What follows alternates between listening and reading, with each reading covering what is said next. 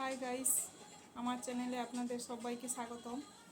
তো এখন বাজে দুপুর 12:15-20। তো আমি এই মুহূর্তে একটা নতুন জিনিস দেখে এসেছি।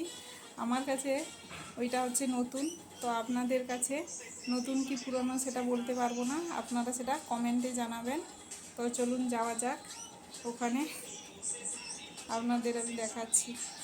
তো চলে এসেছি ওখানে যেখানে বাসাটা আছে, আপনাদের দেখাচ্ছি।